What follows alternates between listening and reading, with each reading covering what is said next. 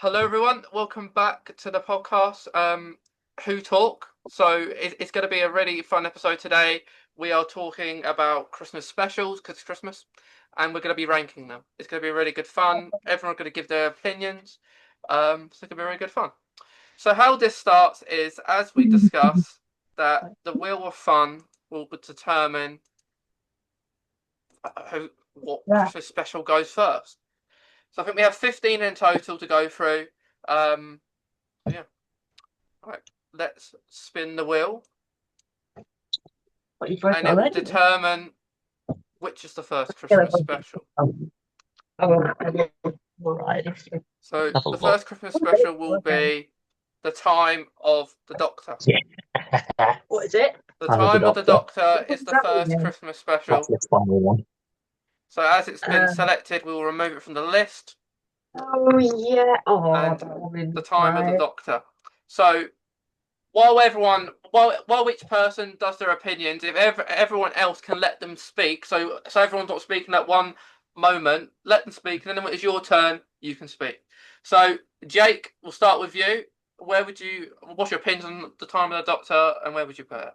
I would personally put it in just okay because for the Christmas specials for me, I'm not overly fond of when a Christmas special has like Daleks in it or Cybermen and stuff like that. It's going to seem kind of ironic when we get to a later one where I rank that. But it was exciting when I was younger, like when I first watched it in 2013. But rewatching it, it sort of lost it for me, if that makes sense. And I guess it's full of some nice ideas, but I don't think for me personally it hasn't got much rewatchability for me, and I'm not overly fond of all the Tasha Lem stuff, and I wish we would have seen more of the monsters that are meant to have invaded Trenzalore, because they're littered about. Loads of weeping angels are mentioned. Monoids are one of the puppets from the Ark. It'd be nice to have seen some of them, even if it's like um, archive footage or something like that. But then, yeah, but I did think some of it is. I like the whole bit where he's about to regenerate and he's on the clock tower. I like that bit, but then I think the regeneration itself, I see why it was so quick, but it's sort of you're like, oh, that's just happened. It's like, oh, bye, Matt. I know we had that whole speech, but I'd like that to have been a bit longer. But it did still kind of hook you at the end, like, oh my god, that's gonna happen. That's all I can really say about it. It's not a favourite, but it's not one that I heavily dislike. Yeah. So I'll put it in just okay, please, Mason. Thank you, Jake. Yeah, and I completely understand your point. I for one wasn't a fan of the quick sneeze regeneration, so I completely get that. So that's one vote for just okay from Jake. Sylvia, what are your thoughts on it, and where would you place? I'm gonna put it on underrated actually, just because the story is just really lovely. Like there's this town Christmas, it's a Christmas special, and Matt Smith, you just have so many of his bravado moments in it, you know? And the only thing I wish is that we had seen more of his time in the town, you know, because he's supposed to have spent like thousands of years protecting this town from the Daleks, from the Time Lords, and it's like, well, then you just see Clara come back in, and it's like, oh, okay, it's time to regenerate now. But it's like, I really do like it. I think it's a really neat and Christmassy concept, and I think it just fits the bill pretty well. Yeah, So underrated for me. so I'm right for you. Brilliant. Um, and Tom, what about you? Well, I would personally put it as so good. I'll put it as an 8 out of 10. I would say it's a really nice swan song for Matt Smith's Doctor. He had a lot of brilliant scenes, a lot of heart-wrenching scenes as well, especially when he's gotten older as well. It wrapped up a lot of his storyline, especially around the silence. Um, we were able to get a bit more as to what the silence actually was, so we got a bit of closure on that. Um, and yeah, just the vibe of the Christmas town. It's a Christmas special, which I absolutely loved, and yeah, it was a culmination of his seasons, his time as the Doctor. All of that was able to be put into this special, Yeah. and then it allowed us to get some closure off Matt Smith before we transition on to Peter Capaldi, who is one of my all-time favorite Doctors. But I mean, I get what you mean about the very quick regeneration. It was a very oh oh, was that it? But yeah, apart from that, yeah, I'd say so good. Okay. So good. So it's really interesting because we've got three different votes here. So, Ewan, what are you thinking? I'd say I'm going to put it in so good because there's a lot it has. Like, it's got everything Doctor Who should have: monsters, explosions. It's a proper action story, and like we said earlier, it does conclude a lot of the narrative of Matt Smith's era. Because, like, from the very first time he appeared, it's been clear all this, the Fields of Trenzalore, has been planned and teased throughout his entire run, and it's also a very satisfying conclusion to the 50th anniversary trilogy. And of course, though, the only downside is, of course, the too quick regeneration. That's the only negative I'll give it. But everything else was amazing. And of course, seeing Karen Gillan come back. Admittedly, I would have liked it if Alex Kingston and Arthur Darvill had come back as well. But just seeing Karen Gillan come back again was nice. Okay. So you've put it under so good. Yeah. We've got one okay, one underrated, one so good, one so good. So it's down to me to either decide things or what happens if I were to pick another one, what we would do, everyone would vote again to decide. So out of the two options left. So what I actually I do enjoy the episode. It's a good regeneration story, but I'm I wasn't a fan of the regeneration. I loved the really the one before, the really long one, but then I just wanted it again, like a bit longer. Like the monsters. There wasn't really an overall plot of monsters in the episode. You had like the Weeping Angel for a period of time. You had Oldville, whatever it's called, Smallville was it? Oldville, Smallville. I forgot the name now. I haven't watched it in so long, but I am gonna vote just okay. So which people can change their votes now. So we've got it's out of okay or so good. So we go back to Jake. So you can keep so good, or you can change your mind and vote. Sorry, you can keep okay or change your mind to so good. Can I just add something to my review quickly? It just popped into my head listening to everyone else. I wish we would have seen Matt regenerate into Capaldi on the clock tower than have Capaldi's first bit be him saving everyone. To put his, like, even though he put his stamp on it in Deep Breath, I'd like to have been able to see it a little bit earlier with his introduction. But I don't think perhaps then, with the fans, when he was announced, they would have died down a little bit of the hate on Capaldi if they'd have seen him save all these people at the beginning. But yeah, I'm still going to keep it in just okay, though, because I see why it's okay for some people, but I have a certain image of my head of a Christmas special, and this one is just barely skirting that idea. Okay. Yes, you. And yeah, I think the point out on top of the clock tower would have been really good as well.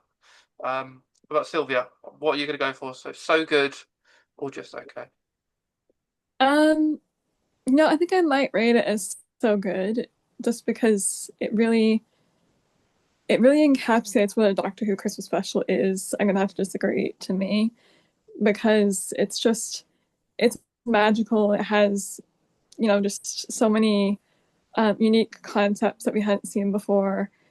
But at the same time, it has a lot of familiar monsters too, and it's like they all come to their end story here. And it's the Matt Smith era wrapping up and a new era beginning. So I'm gonna have to go with so good. Okay. Sticking with your answer was so good. Tom, are you sticking or changing? Yeah, I'm sticking. Okay. So that's another so good. And Ewan, what about you? Sticking? I'm going to stick to my guns. It's got Okay. to be so good. So that confirms that the time of the Doctor will go on so good. I know I am one of a minority that is not overly fond of it, though, so I'm happy with that. So, Admittedly, the pacing was a bit off, but that's because, admittedly, that was the plan for season 8 originally. But then, because Matt Smith wanted to go, they had to wrap it all into one Christmas special. okay. Well, we go back to the wheel of names. Oh, here we go. Gotta be. Oh. It's gonna be the return of Doctor Mysterio. The return of Doctor Who. I'll say Doctor Who, Doctor Mysterio. So let's remove that. And so, Sylvia, we'll start with you this time. What's your opinions on Doctor Mysterio, and where would you put it? Admittedly, I haven't watched this one since it came out, so I might put it on. I forget the categories all over again. I can barely read them on my screen. So we got bad, underrated, just okay, so good, and absolutely fantastic. I'm gonna go with just okay. I mean, I really like the storyline. Again, I think one of Peter Capaldi's funniest lines is when he releases a horde of Pokemon downstairs. That was brilliant. But I think just it could have had a more cohesive story. I think it could have been more put together. I feel like it wasn't. And again, I haven't seen it since it came out, so I might just be completely off the mark here. But I liked the plot line with the child and how it was important for him to grow up and meet the doctor. And again, I haven't seen this in such a long time. I'm so sorry. Okay. But yeah, I'm gonna go with just okay. That's okay. Tom, what about you? Yeah, I'm gonna go with underrated. It feels like one of those I don't know, it felt like a filler episode, I'll be honest. I mean, I remember Peter Capaldi saying something along the lines of like the Superman in the 70s was a was like one of those Christmas movies that you would watch. So it seemed only fair, it seemed only right that there would be like a superhero vibe to Doctor Who. At least I remember him saying that. I could be misremembering that. But I, I don't know. I just felt like it didn't fit Doctor Who that well. I mean, not to say it's a bad episode. It was a fun episode for what it was. But yeah, that's just my thing. It just wasn't that great an episode. Of course, I really enjoyed Nardol's continuation as a companion, and we sort of get a bit more of the history between him and the Doctor. But yeah, that's my take on it. Underrated. Underrated. Ewan? Well, there's a lot to say for this one. I admittedly find it a bit forgettable, but that's not because it's a bad episode. It's just because as a Doctor Who story, it's great, but it's not really Christmassy. So as a Christmas special, it's not great. I do love how it's very experimental with the superhero genre, though, because it wouldn't be out of place in like DC. I don't think. It would, because it's Doctor Who. Well, I mean, yeah, that's true, but like, I could see it fitting in somewhere like James Gunn's DC universe. I think. Really? I do like the gag the Doctor just keeps producing random snacks out of nowhere. That was hilarious. I think I'm going to go with just okay, I think. Just okay. We only have vegan sausages in, by the way. I've checked the freezer. Jake, what about you? With Richmond vegan sausages. Let's think. Is there one below the bottom one? Because that's where I would put it. For me, superheroes are not Doctor Who. I can see what they're trying to do, but to me personally, it's not a Christmas special. To me, the vibe of it's not very Christmassy for me. Capaldi is great. Capaldi is top tier in it, but I don't think it necessarily saves it for me. There's a beautiful scene at the end. I'll give it that. He's powerful in it, but it's sort of like they're planning a season. Like they'd already written it for the season, and they're like, "Oh, we're not doing it now. We've only got space for a Christmas special. Oh, well, let's throw that in and chuck some Christmassy bits in it." That's how it felt to me. It didn't feel like a proper fledged out Christmas special like those we've had previously. and that's why it's literally one of the bottoms for me because it doesn't give me the Christmas joy. Yeah. So the bottom for me, please. Right, bad. So how I would vote this is for me this is one of the probably least likable Christmas specials for me. When I first watched it wasn't great. Um, it's I think it's just there, isn't it? And you don't really feel the Christmassy spirit to it. It was just if they're gonna get a superhero, like combine another get Superman, Spider Man in there, but I don't like it either. So I'm gonna go with bad as well. Okay. Which means it's out of just okay and bad for voting. Um, so Jake, I take it you're keeping your bad. Has anyone else changing their mind to bad, or is all of you just gonna keep your answer prior? I think I I'm might going to change my stay down mind the to. middle. Oh, sorry. So I stay down the middle, I think. think I might change mine to bad just because if it's so unmemorable for me, and because I haven't watched it since it came out, there's probably a reason for that. I mean, Peter Capaldi is brilliant, but that wasn't a brilliant episode for him. It doesn't really save it a Peter Capaldi, does he? As Yeah. good as he is. Ewan, what about you? What are you going with? Staying down the middle, absolutely. Okay. And Tom. Yeah, I'm gonna stick with underrated. Okay, so I think bad wins, and then so let's put it here. Yeah, fair enough.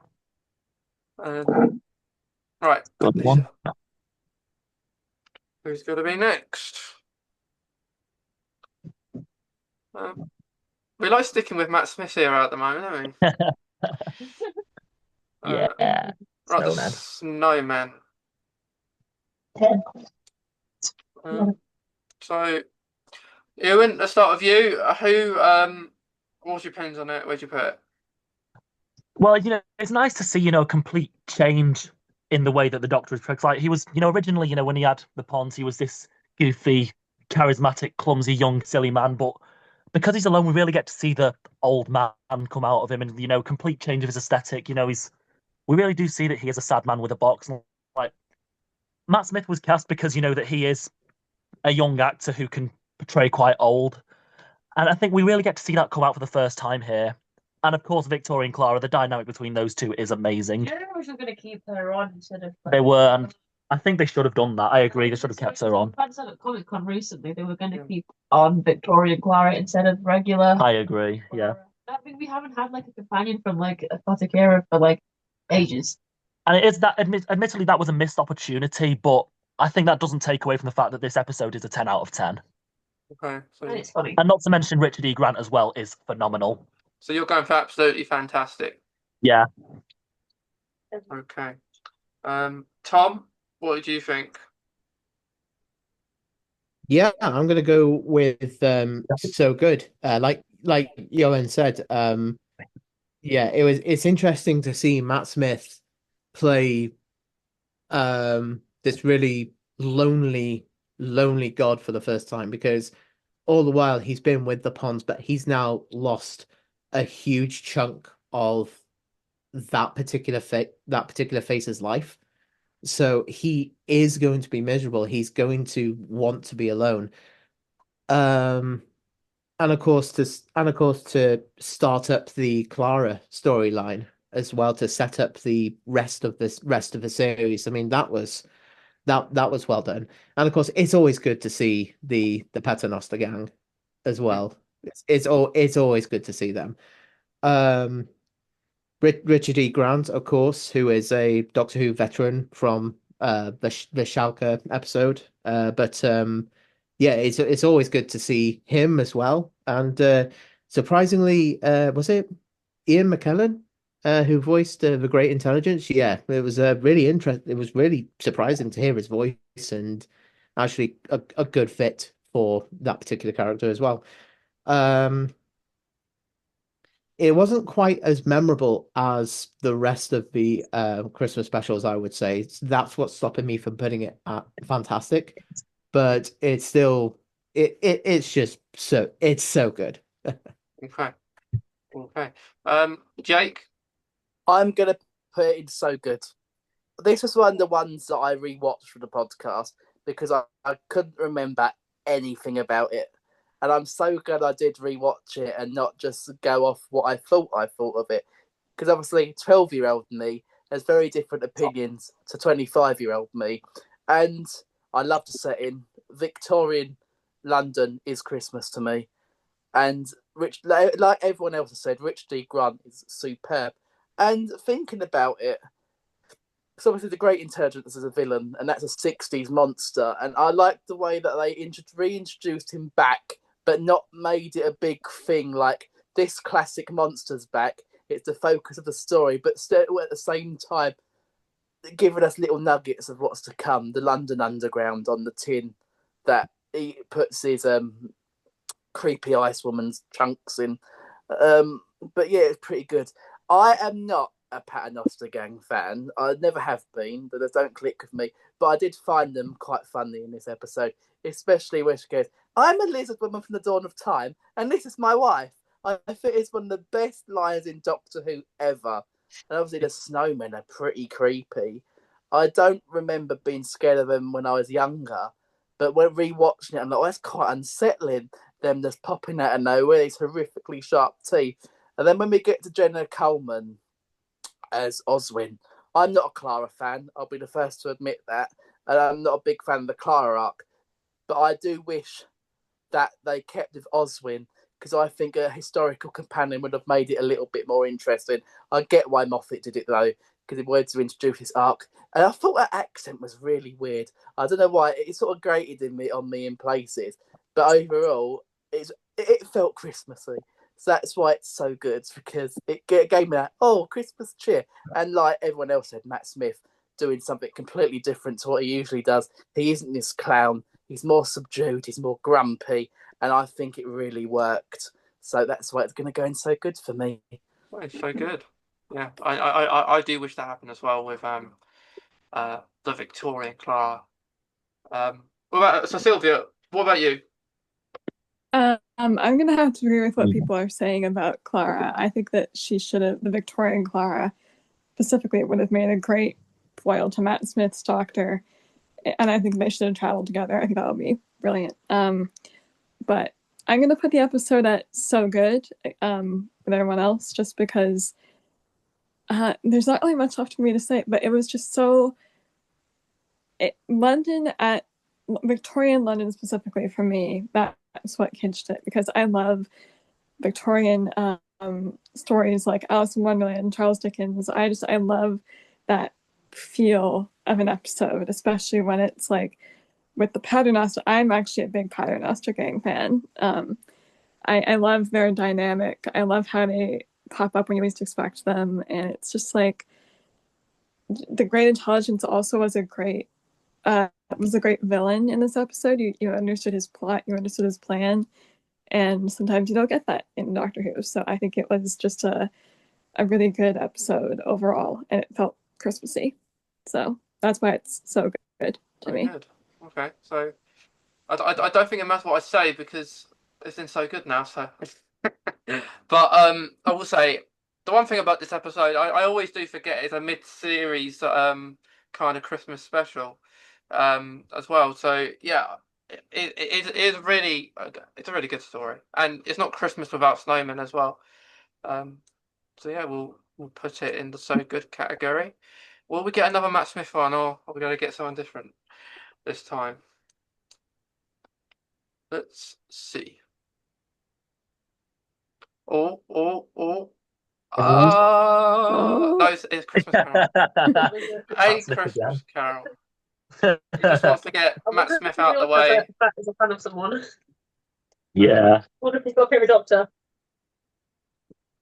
A Christmas Carol. So we're going to start this time with Tom. What do you think, Tom?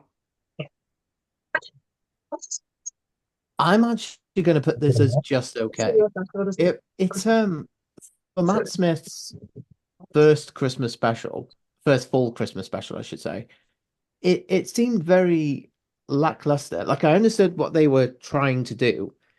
Um, it wasn't quite as it wasn't quite as memorable. I mean, yes, it had that sort of Christmas magic, and then uh, um what's the singer's name? I'm trying to remember. Catherine Jenkins. That's the one. Jenkins. Yes, Catherine Jenkins. Always lovely to hear her sing. I actually listened to her song from this earlier today in work. And that was just lovely. But the whole story seemed a bit lackluster. I think with modern Doctor Who now, you're used to a lot of action, and there wasn't really that much there.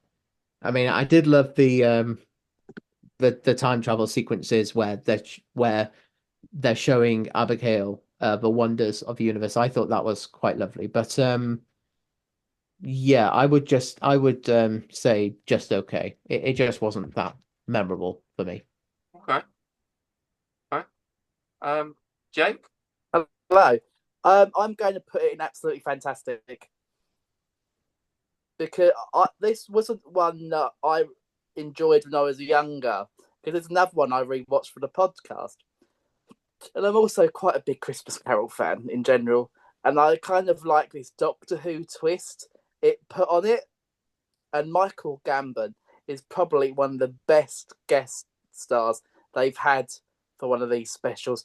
He was so good in it, and I just like the whole of him going back to save this woman that he starts to love, and then how that sort of thing sort of corrupts him in a way as well, and makes him this grumpy old man who hates Christmas. And I just like it. I think it's funny in places, and it's made me feel good watching it. I had a big smile on my face and watching it, and that's been kind of rare with recent specials. So I was like, oh, I don't remember. I don't know why I didn't like it the first time. Well, actually, yes, I do, because obviously this is Matt's first special, and I was still bitter over David Tennant dying and regenerating into Matt Smith. But bear in mind, I was 10 years old. So now rewatching it with fresh eyes, fresher eyes. I think it's quite beautiful, especially Catherine Jenkins singing at the end. It's probably the best song we've had in Doctor Who like that. And hearing it at the proms made it even better. It's such a powerful song. And I think it's got a powerful message to it at all. And that's why I think it's absolutely fantastic. Yeah, that song is one of the best to actually be on Doctor Who. Sylvia, what about you? I think this is one of the most quintessential Matt Smith's episodes that you could watch, in my opinion, and I'm going to rate it as absolutely fantastic as well.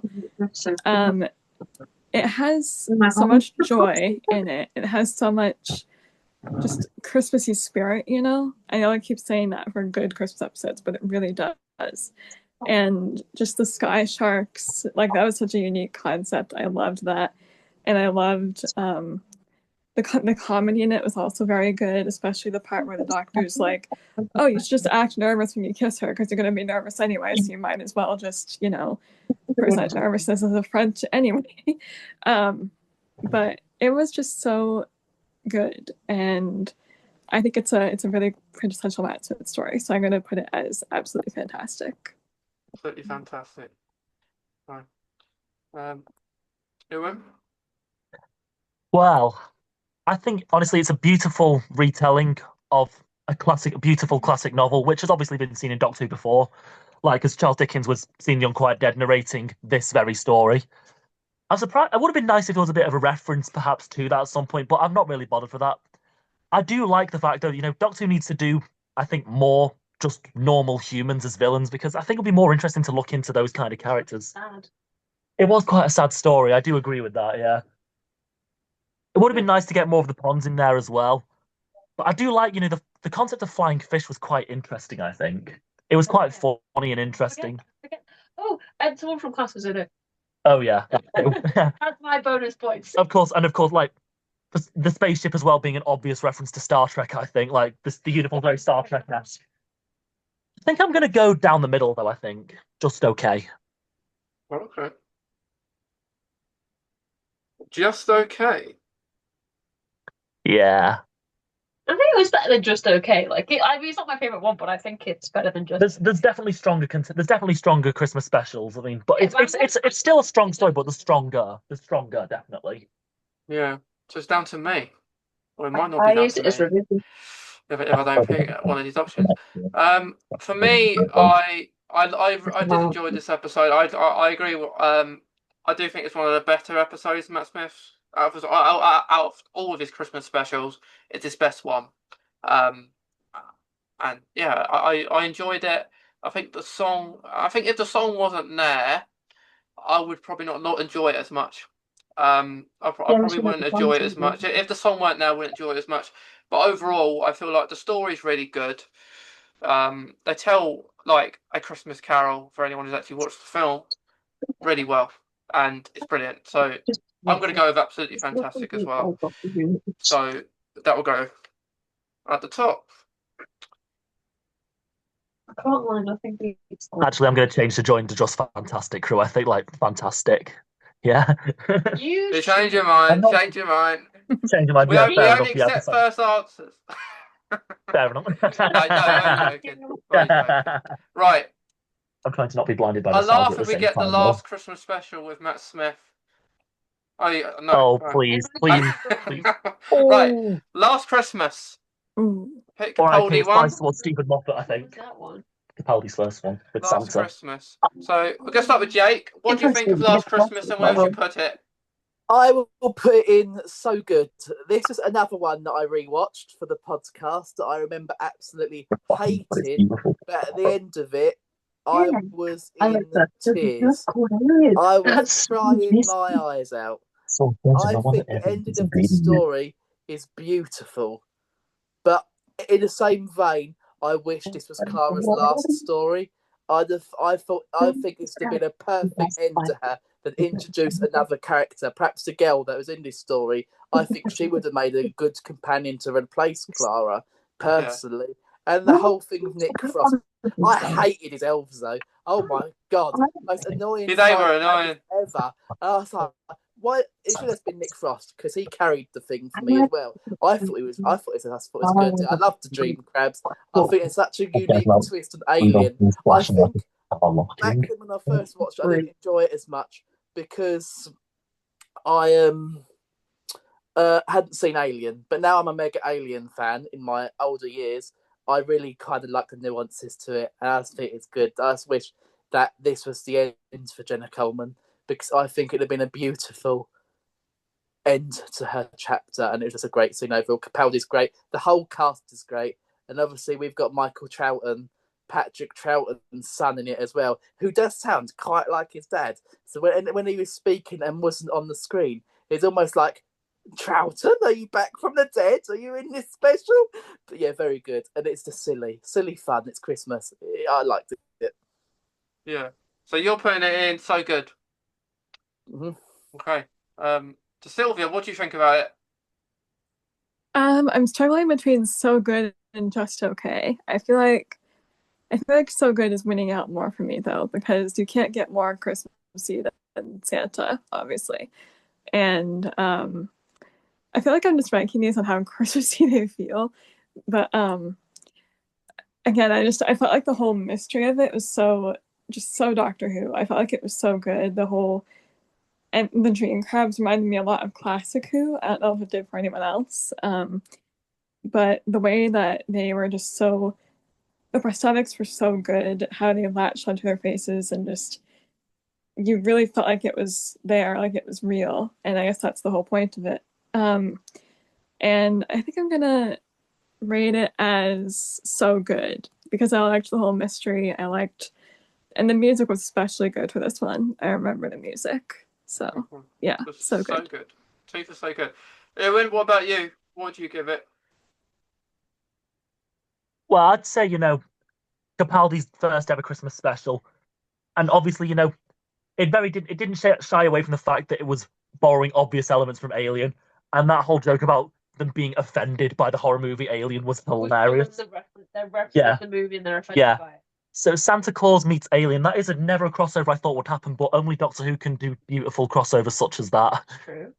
And what was the thing you were saying earlier, Lizzie? What was it? What was it the line about Clara saying, "Oh, I've always believed in Santa, but he looks a little different to Yeah. me." Yeah, Clara saying that about the Doctor was beautiful.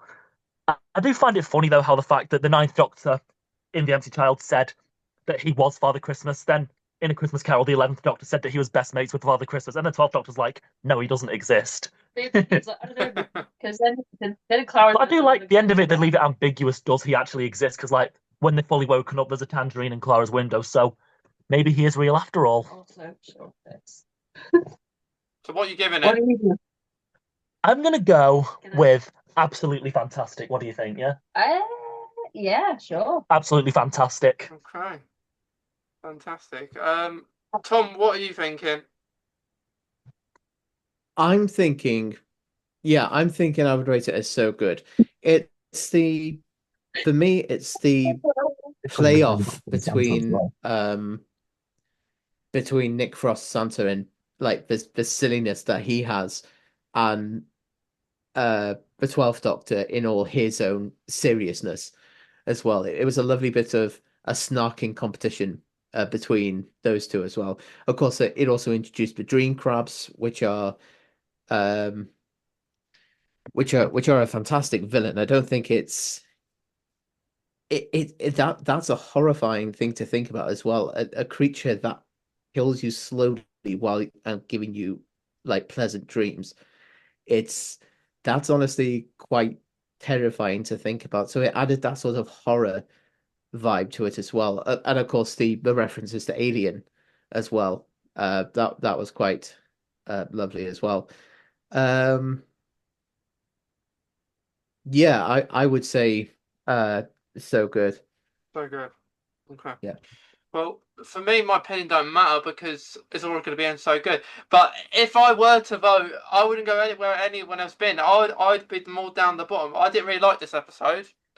I put it in bad with Return of Doctor Mysterio. I'm not a fan of it. And I just find it cringe with Nick Frost as well. But yeah, that's where I'd put it. But it don't matter what I put because everyone said so good. So it's gonna go in so good. There it is. Right. Let's see who's next. We haven't had a 10th Doctor one yet. And we're still not gonna have a. Oh yeah, we are with the next Doctor. Right. Finally, a bit of RTD. So the next Doctor, Sylvia. What do you think about the next Doctor? I thought it was a really unique concept, but I feel like it didn't land as well as they hoped it did. I really did like Miss Huntington though. I loved her dress. I really want to cosplay that dress sometime because it is gorgeous. I think the Cybermen, the Nightshades that they called them, they were really good this episode. They were like proper creepy, and so I'm gonna put it at. I think I'll put it at just okay. Right. Just okay. Yeah. I wish those Cybermen came back. The ones in that episode. I quite like them. Eoghan, what about you? The next Doctor. I think people hate on this story too much, but I think it's actually not that bad. Like seeing the Cybermen come back for a Christmas special was interesting.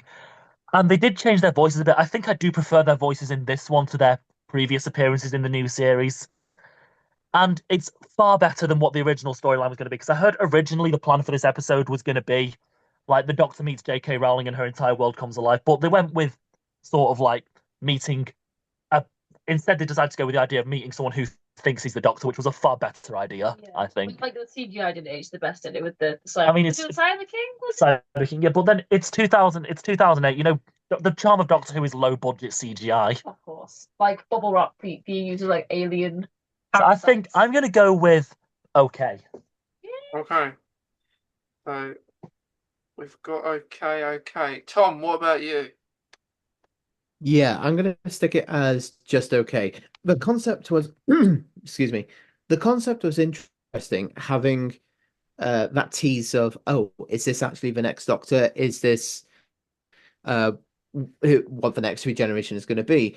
But the twist was the twist was a good concept, but I don't think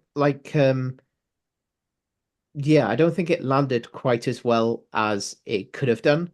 Of course, the backstory is tragic as well. That is that sense of tragedy as well, and of course, set in a Victorian Christmas. That's always nice. The return of the Cybermen as well. Those cyber shades were absolutely like terrifying. Um, the Cyber King, I don't know. I didn't really like the Cyber King. I thought it felt a bit too it, it felt a bit too Godzilla. I'll just say that. Um, so that's why I personally think it's just okay. It's a nice episode. It's a fun episode, but it just didn't go full Doctor Who for me. Okay. It's just okay. Hmm. Jake? This is a tricky one for me. This is another one I rewatched for the podcast, but I'm gonna throw a massive spanner into the works.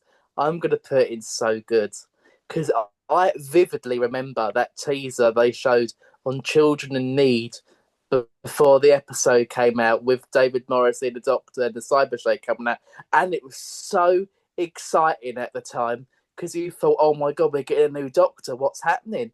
And I think David, again, like Michael Gambon in A Christmas Carol, David Morrissey is one of the best guest characters we've had in the Christmas special. And I think he gives a beautiful performance when he realizes everything around him that he thought he knew is falling apart around him.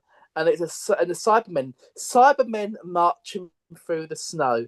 What a beautiful image that is. And obviously, Miss Hartigan was such a bad bitch.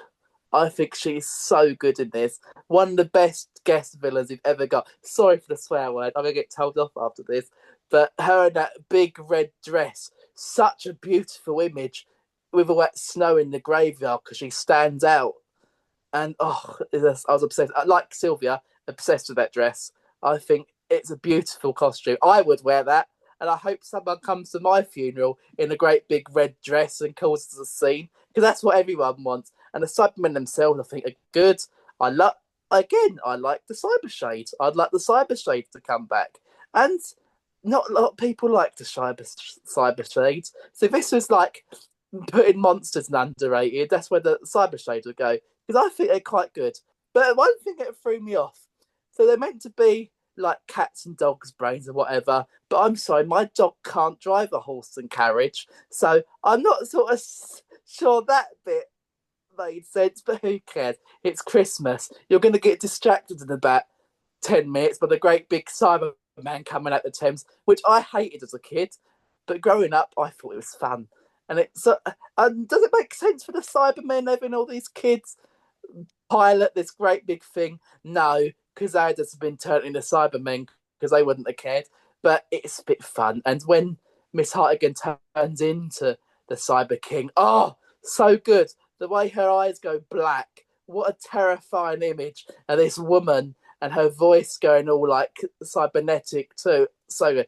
And her rapport with the cyber leader is also very good. Even though I did notice though, compared to the Cyber Controller in Series 2, his brain has looked a bit rubbish in his helmet. It did look very fake.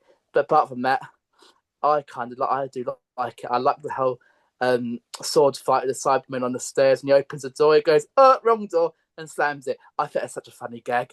They need to do it more often. But yeah, enough rambling from me. I'd put it in so good. It brings back lots of nostalgia for little 8-year-old me that's still trapped inside.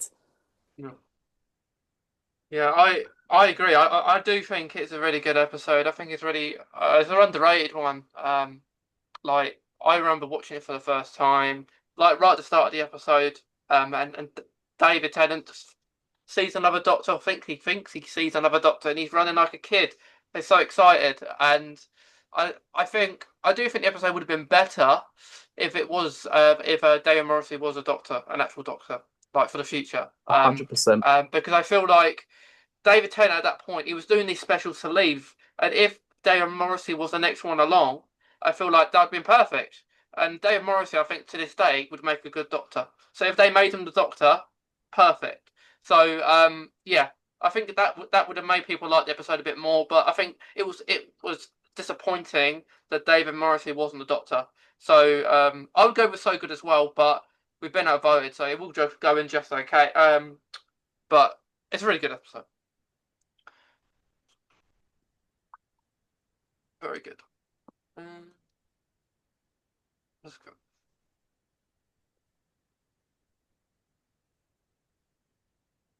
Twice Upon a Time.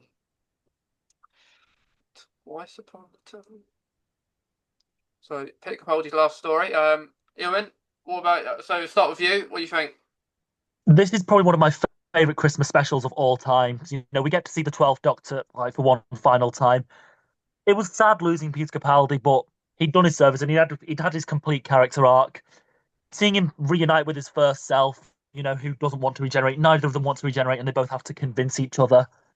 I think that was beautiful. And then, of course, you know, for once the Doctor's got a day off sort of from saving the world because he thinks that the glass people are evil, but they're not. Like, it was quite a nice twist that, you know, that for once it's actually just something nice, someone trying to do the right thing. I think, like, I'm gonna give it's the best Christmas special ever, 10 out of 10. Right, so The best absolutely one ever. fantastic. Once upon a time. Absolutely fantastic. Thank you. Oh, yes. Absolutely fantastic. 10 out of 10. No notes. No notes. Oh, nice. Tom, what about you? I'm personally going to go with So Good. When it first came out, I really loved the episode. It was, of course, Peter Capaldi's last episode. I was absolutely heartbroken to see him go because I absolutely love his Doctor. But again, it was nice to see his story arc be complete. It's interesting, of course, to see the contrast between his first appearance, where he was always grumpy, he was always just not taking anyone's crap, but he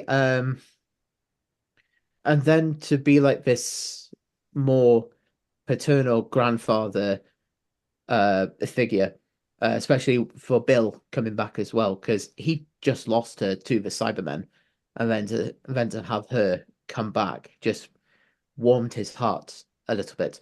And of course, to see the first Doctor as well, played by the brilliant David Bradley as well. And also, it was a pretty interesting choice to have a relative of the Brigadier come back, like be introduced as well. The one thing that's stopping me from putting this as fantastic is that I didn't really like how Stephen Moffat wrote the first Doctor. He was a little too, like, I know the attitude of the 60s was there, but from what I remember of William Hartnell's Doctor, he didn't have those attitudes.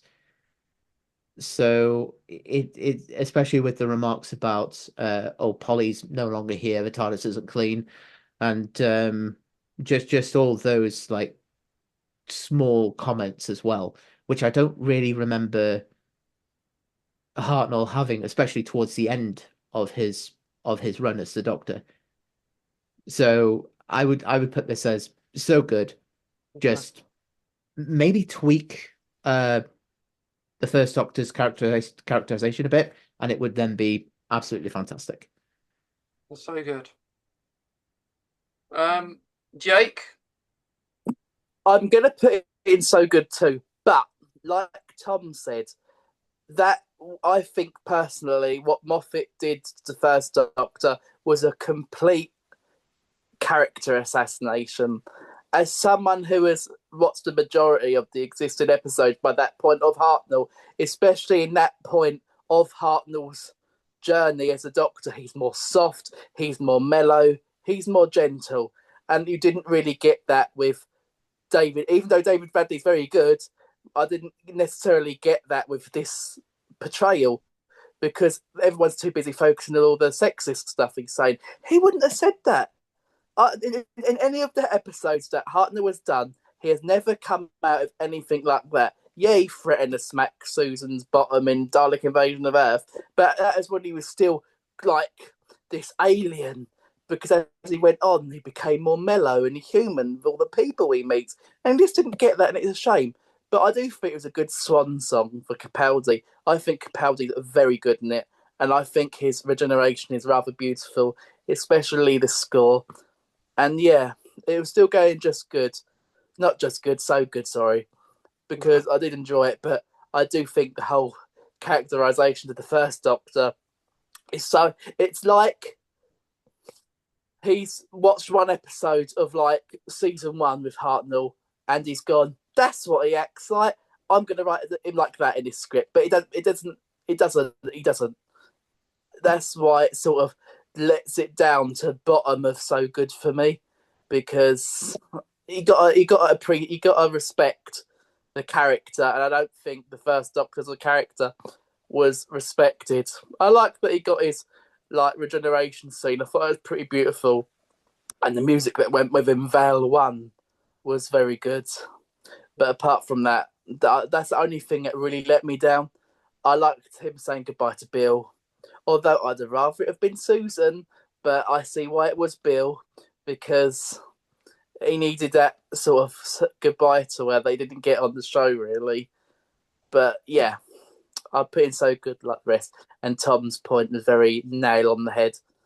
Okay. So, another so good. Sylvia.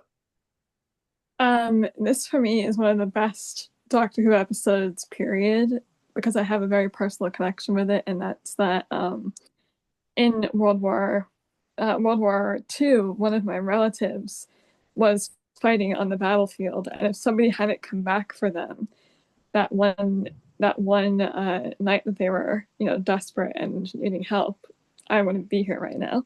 So it's very personal. It's very I absolutely cried when I saw it the first time, seeing that Christmas piece, the armistice. Like, just it was so beautiful. It was just so well done. And of course, we get Jodie's first introduction, which I loved.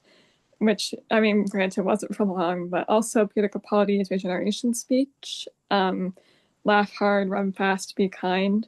And that is just who the Doctor is to me. So I'm going to put it as absolutely fantastic. Right. I quite like this episode. I don't think Peter Capaldi, he wasn't good at regenerating this one. He was going to be the episode prior, but they wanted to do it in a Christmas special. So I enjoyed the episode. I enjoyed like the first Doctor incarnation, the majority of it. I thought it was quite nostalgic, the scenes with Vanguard, like showing all the Doctors and stuff like that. But for me, I don't. It's not an absolutely fantastic episode for me. So I'm going to go with so good. It's still really enjoyable, but there's only a fair few for me that go right at the top. So, but it's still really good. It's good to see that so many people rate it really highly. So we'll put it in so good. Let's see what's next. Oh.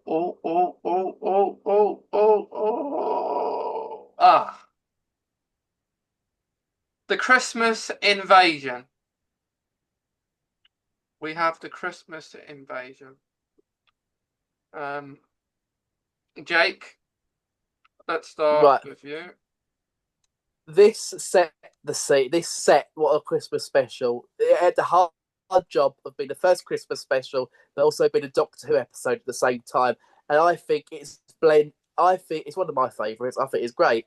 You got Rose's home life in it, in this story, which I think is really good. But when Russell was really good at writing home lives and family members, and we got the Sycorax, and I like that it's not really Christmas heavy.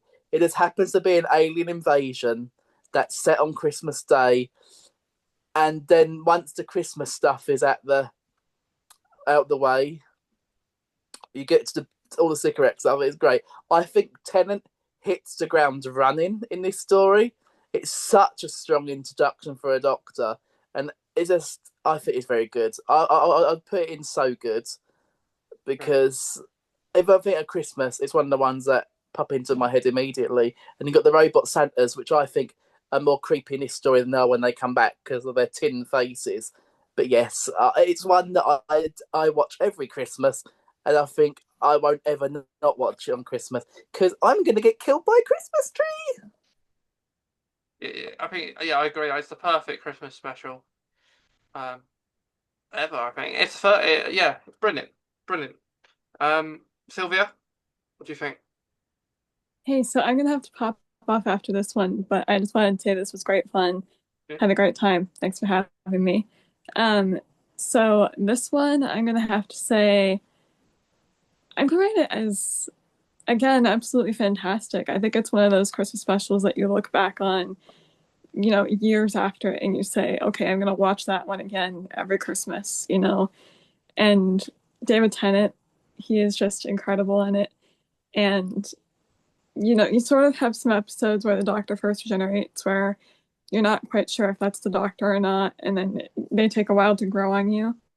But this one, you know that David Tennant is the Doctor. Like, the sword fight, the just the whole way that he defeats the Sycorax and sends them off. And I think it's a really good Christmas. I think it's a classic Christmas episode for me. And yeah, that's all I got to say about it. But thank you for having me.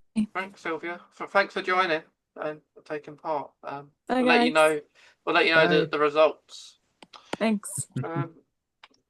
Eoghan, what are you thinking about the Christmas invasion?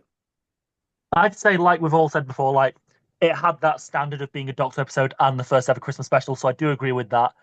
And it did all that amazingly. Like, it's a good introduction for David Tennant as the Doctor. It handles, all the post regeneration stuff quite well. It was quite. I always love, the Doctor post regeneration, all that stuff. I know we got a bit of that during. There was a Children in Need special that just came before it, which we also got a bit of that. But to dive even more into, this, I mean, because it is a painful process regeneration. It's like the Doctor has to learn again who he is, and that scene where he sort of steps out the TARDIS, like TARDIS chameleon, the translation circuits are working again, then everyone realizes he's back, and he's like, okay, so here's the new Doctor. Who is he? Let's see what kind of Doctor he is. And he solidifies his place as the Doctor immediately. The Sycorax as well, amazing villains. Like the Dream Crabs, like previously, which I forgot to mention, they're villains that have the potential to return, and I'm surprised they've not been brought back. We need to see them come back again. I'm going to give it 10 out of 10. 10 out of 10. Yeah. Yeah, Of I'd course, love to see Harriet Jones. Sycorax. Yeah, Harriet Jones. Really good. Tom. Yeah, I'm going to put it as so good. Like it's been said before, it had that challenge of being the first Christmas special whilst also retaining that it's Doctor Who. And I think it blended the two quite well. Again, it wasn't too Christmas heavy. It had the introduction of a pretty horrifying looking villain, the Sycorax. That if you actually think about how they look, it's actually quite terrifying. David Tennant, of course, his first full episode, yeah, definitely hit the ground running, sort of solidified who his Doctor was. Like no second chances at all, no second chances. And we also get the iconic "gonna get killed by a Christmas tree" by Jackie. That's always going to be iconic. And of course, um setting up further the mystery behind Torchwood as well, which was referenced previously in a Christopher Eccleston episode, but referenced more here. So we kind of trying to see where that's going. And yeah, just just a really fun episode. So I just put it as so good. Very good. So to side things, for me, this is one of my favourite Christmas specials. And it's my first Christmas special as well. So I love the kind of tense nature that they make it of, like the Doctor struggling to kind of process the regeneration. Then he goes to sleep. You get the Christmas tree, and that saying he walks up the TARDIS is just so good. And then he flies from there. So I'm going to put it in absolutely fantastic because I feel like it is absolutely fantastic. And the only downside maybe to the episode, you could say he'd sleep for the whole episode, but Peter Capaldi had that as well, in Deep Breath. So I think that's fine. I feel I like those sort of episodes where the kind of the companions and guest stars have to sort it out. So yeah, absolutely fantastic.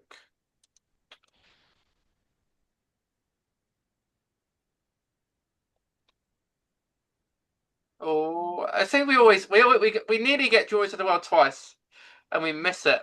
Right, the Runaway Bride.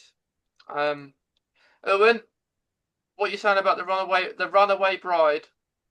I absolutely love the Runaway Bride. Like the introduction of Donna, probably I think like she instantly sets the ground running that she is, like she's not going to be like other. I know she was only planned to be a guest companion originally. She wasn't planned to come back for series 4. Too similar. But then, like she really just set the dynamic immediately. Like, and she did prove in that story the Doctor can't be alone because like the Doctor when he's like dealing with the Sycorax at the end. No, not the Sycorax. Sorry, the Rachnos rather. My apologies. Like this just shows why the Doctor can't afford to be alone because how far will he go? And yeah, and of course, like when they look back to all that intern left, as well. But also, I like that it introduces the dynamic with the Doctor where there's no romance. It's just friendship. Yeah, that too. Because I think I'm really bored of the Doctor companion romance subplots. I mean, I'm glad they don't do those anymore. With that. And of course, seeing the robot Santas come back, pure terror. I think I'm gonna go with amazing. But that's just me. Yeah, that's what. Yeah, out to like top level then. Yeah, top level. Yeah, 10 out of 10. The 10 out of 10 for you. Tom, what are you saying, Tom? Okay, I'm a bit biased with this episode because this was actually the first full proper Christmas special that I ever saw. Um, of course, well, I had watched the whole of series 2 as well, so there was that shift in dynamic between Doctor and Companion, which was really interesting. Catherine Tate as Donna Noble was phenomenal. She had that characterization down to a T. The Rachnos as a villain. Yeah, I absolutely love that, especially the connection between the Rachnos species and the Time Lords as well. That was interesting, and I kind of wish we had a bit more a bit more history between them. But yeah, and of course Robot Santa's coming back, the whole exploding baubles in a small reception. I'm surprised no one was killed. But yeah, well, I would say absolutely fantastic. It was really well done. And of course, having Donna come back in series 4 was a pleasant surprise as well. Yeah, I think it was really good. Yeah, and yeah, I think we were surprised with that return for Donna. Jake, Like Tom, this was my first Christmas special too, and it is my favourite Christmas special because of that fact. Everyone's already talking about the shift in dynamic, but for me, because what were we, 6 or something back then? We'd just been absolutely traumatized that Rose Tyler has just been sucked off into another dimension, a parallel universe, and we're traumatized. And then we got Catherine Tate come along, who completely distracts us because she is so funny. You almost forget, a couple of months or weeks ago, I was crying my eyes out. I wouldn't sleep for 10 weeks because, I'm so glad they decided to have Catherine come back because she is so fantastic. And I'm so glad when she come back in series 4, she proved all the old grumpy gammons that comedians can act. Because I love her. And Arachnos, Sarah Parish, I think, is who played the Empress of Arachnos, is again so good. There's so many good villains that we only see once, never again in these Christmas specials. We need the Arachnos back because I think she's so good. And like the sort of reflective relationship between the Doctor and Donna and and Lance and the Arachnos works really well because they're kind of like mirror images in the way. And I just think, and the whole taxi chase, because no one's spoken about the taxi chase yet and the TARDIS. Sometimes I'll just sit and watch that because I think it's so funny. Santa's a robot. She's Open so the door. good. I don't get why people didn't like her. She's like, I'm in my wedding dress. Yes, you look lovely. Come on. It's one of the best things Russell's ever written comedy wise. And I honestly can't. I get excited every year to watch it at Christmas because that is Christmas to me, The Runaway Bride. Because it's good. I remember getting the Sycorax figure like a month before Christmas and being so excited for it. It's just a masterclass acting. And David shows his different levels. See, thank you, Mason, for absolutely beautiful modelling you're doing in the corner. And then, so beautiful that I forgot my train of thought. David really shows his levels of acting in this because he's really funny one minute. Then as soon as all the Arachnos stuff goes down, he switches and it scares Donna, and that's why she like goes, "Oh, I don't think you should travel anymore." But not me, mate. Some other poor sod can travel with you instead because I'm not being traumatized. And it's good, so good. It's just Christmas to me. I wasn't overly fond of the robot Santas in this special though, compared to their first appearance. I don't think they were nearly as sinister as they was in that. I thought they were a little bit more campy in this. But apart from that, exploding balls. What else don't you want at Christmas? Excellent. Great story. If I could give it another tier above, that's where it'd live. 12 out of 10. Great. Yeah. So I completely agree. So for me, it goes absolutely fantastic because I feel like it's so good. Like I feel like most of the Christmas specials with Russell his first year of David Tennant, they're all lovely. So yeah, it's so good, and it's like it's just so funny as well. The perfect Christmas special. Right. What next? Are we gonna go past Joy to the World again? We're not even gonna touch it. Right, the church on Ruby Road. So Tom, let's start with you this time. What do you think of the church of Ruby Road? The Church of Ruby Road, Shooty's first full episode, I thought was so good. I think I know I'm probably going to get a lot of flack for this, but Shooty is one of my favorite doctors. He just had this energy about him. I think with this one, especially the beginning of the episode where he's just showing up in places where Ruby is as well.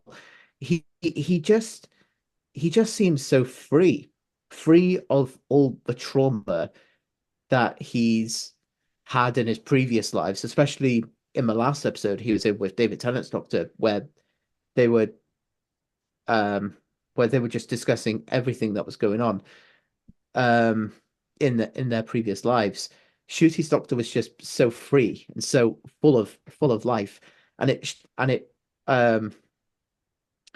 and his characterization was immediately solidified in this episode at all. And of course, the introduction of Ruby Sunday, I thought was really well done. And of course, that mystery with her. Granted, further on down the series, the payoff of that mystery, I have to admit, wasn't as good, but the initial setup of that was amazing. But yeah, I would just say so good. So good. Ewan, where are you putting the Church of Ruby Road?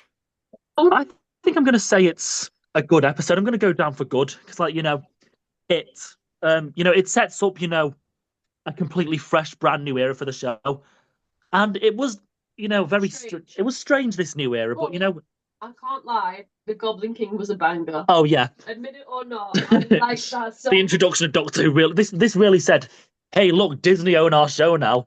But I don't mind the fact that they did some Doctor Who musical numbers, like Goblin King. It's a funny song. It's got a great voice. Yeah, I think it was just nice and a little bit of fun and everything, and it started to set up a lot of what was to come. Like we got the teaser for Mrs. Flood like at the end of the episode, so that started to set that up.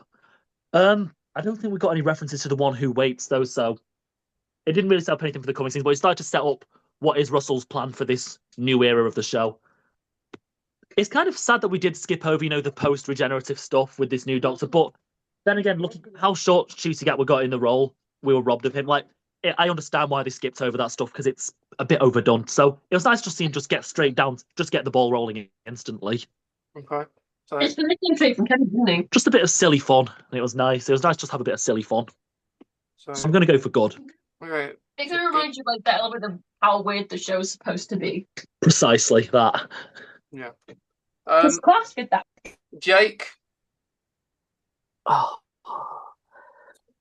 We've just gone from Runaway Bride, which I think is so good. Look at Mason fucking holding his fingers together like he knows what I'm going to say. We've just gone from the Runaway Bride, which I think is absolutely amazing, to this. Right, I don't hate it. I just think it's the equivalent of a wet wipe, really. I thought Ncuti was really promising in this first episode. I'm so glad we didn't have post-regeneration stuff. I think that is such a weak trope in some stories, and I think writers don't always know what to do with it. So I'm glad that's gone. I think he showed a lot of promise in this first episode. That's a good thing. Tick. I don't know where along the line Russell has forgotten how to write really good family dynamics, but I couldn't see not Millie and Carla and Cherry as like a really strong family unit, and that's because of the way they're written. For me personally, the goblins are cute. I don't know why Davina McCall wasn't it. Perhaps she needed money for the electric, but I don't like Davina McCall on the best of days. So I ain't gonna like her in a Christmas special.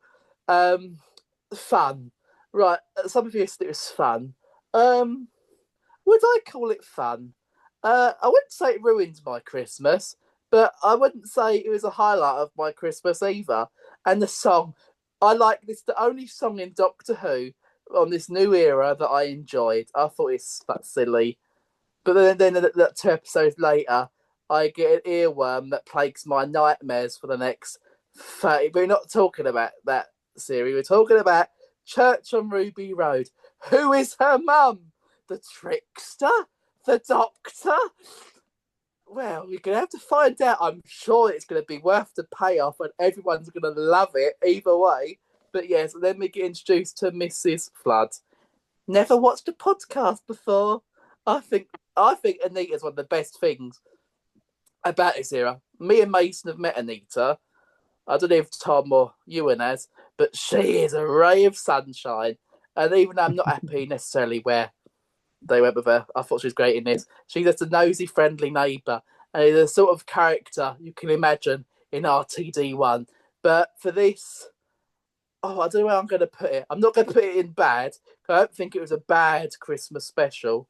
It just wasn't for me compared to what I did get a little bit of Christmas from it, but not as strongly as other things. Sorry, I'm a Scrooge, but there's just I'm just more annoyed watching it back that it showed a lot of promise and we didn't end up getting any of it in the long run, in my personal opinion anyway. If people love it, yay, Merry Christmas. But I just wasn't very on the boat from the start, let's say. So are you saying underrated? No, because I wouldn't say it's underrated, to be honest, but I wouldn't say it's bad. So as the way you've structured it, I think we needed a not for me category, and it would have gone in a not for me category, personally. Okay. But for me, I liked the episode to a certain extent. I felt, I mean, I enjoyed Shooty's entrance in the giggle. I actually liked Shooty as a Doctor overall, but it's just hit and miss on certain stories. On this one, it was decent. Not as good as Russell's Christmas specials he's done before. Because out of all the writers, I feel like Russell was probably the best writer to write a Christmas special, going by his RTD1 episodes. But for this one, I, for the song, I don't know. It just felt forced in a sense that you're getting Shooty and Millie to sing it, and they don't sing. No. And Millie just looked really uncomfortable when she was singing. Shooty's probably done that before. Yeah. Millie hasn't done that before. I just felt Millie was really uncomfortable doing that, and Can I quickly say something? yeah, You can tell in that scene specifically who's had more acting experience in that particular scene. Because, like you said, Millie did look uncomfortable. Like, this is what I signed up for. We're the Daleks. yeah, But that's it. yeah, it was a little bit wooden, and I don't know why they had to join in. Should have had the little camp goblin singing a song. Yeah, They're all right. Janice Oh. Goblin, wee. But I do want to say about the family dynamic, because I don't want to give anything away if people haven't seen it all. But just relating the family dynamic and the war between that came out yesterday as time recording, and relating the family dynamic probably over 2 seasons or series of Doctor Who, the war between Night and day. dynamic in 2 episodes is much better than the family dynamic in like how many episodes? And I just feel like it's a shame. It's a shame because you just really want to get connected to these characters, and I didn't feel connection, especially with Ruby's actual mum. She appeared in a deleted scene that we didn't even see. They should have kept. You mean it wasn't the trickster? Spoiler alert, Mason. God. But for me, I put it underrated. To be fair, but overall, it's going to go in so good because people said. That's me off Russell's Christmas list. Right, next, we've got a few left. 5 left. So we got Voyage of the Damned. Right.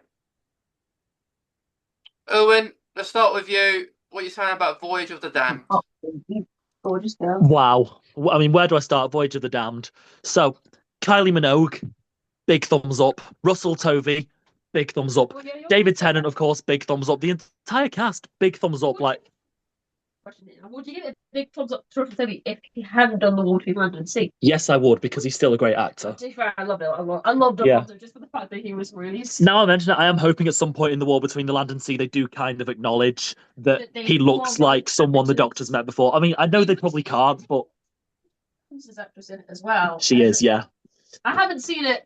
But I think, the idea of the Titanic in space is, it's an interesting idea. And of course, like, More of that concept from the film Yeah. as well as obviously the. Max Capricorn as well, great villain, Heavenly Host as well. Like, wow. I like how this everything doesn't sink though. Yeah. And also, we can't forget Bernard Cribbins. Oh, and Bernard Cribbins' first appearance as well. That's a very good point. Yeah. That is Like, good. I mean, the thing is, that was meant to be his only ever appearance in the show because I believe they were meant to write in a different actor to play. Yep. He died. Well, no, it was meant to be the actor who played.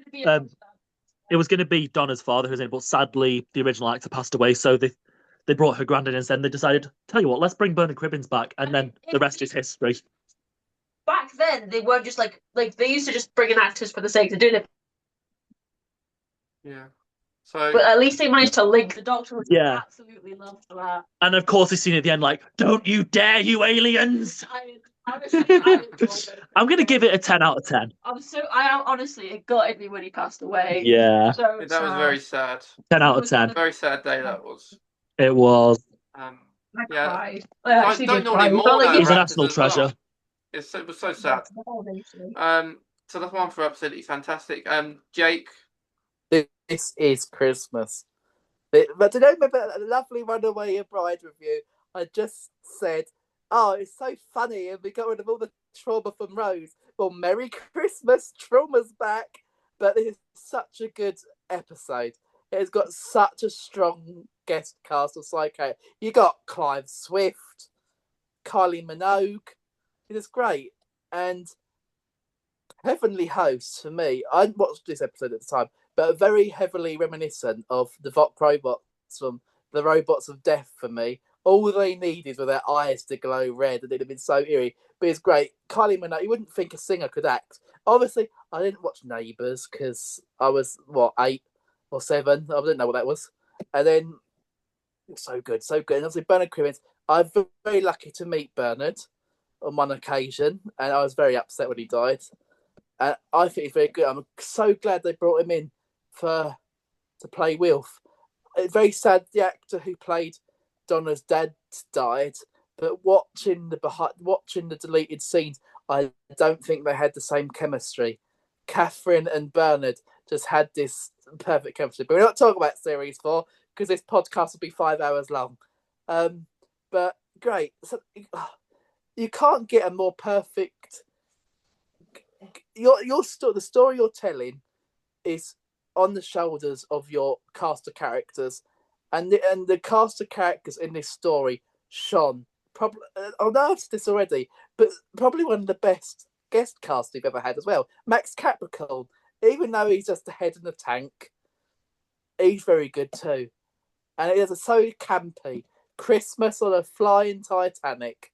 It is a masterpiece. Another one I watch every year at Christmas, and it's almost a shame Verity Lambert didn't get to see it because this is the first episode that came out after she died, and I think it's everything that she would want a Christmas special to be. And it's just the bit with Clive Swift at the end, even though we all know that very popular interview he did for Doctor Who magazine. Very beautiful scene. I just think it's good. That's all I can say because I wanted to talk about this special for like 25 hours. So which is how long Joyce the World feels. So yours in absolutely fantastic. Oh God, yeah. If there's one above it, it would go in there with Runaway Bride. They're the two best. Okay. Tom, what'd you say? Titanic in space. It's quite possibly the most out there concept for a Christmas episode, but somehow it worked. Of course, you had Kylie Minogue as a guest star. For a character to appear in one single episode, she had like a very massive impact as well, and a beautiful ending scene as well as tragic as what happened to her. Her ending is just stunning. You've also got Max Capricorn, head in a tank. This capitalist villain, campy, but also could realistically appear in real life as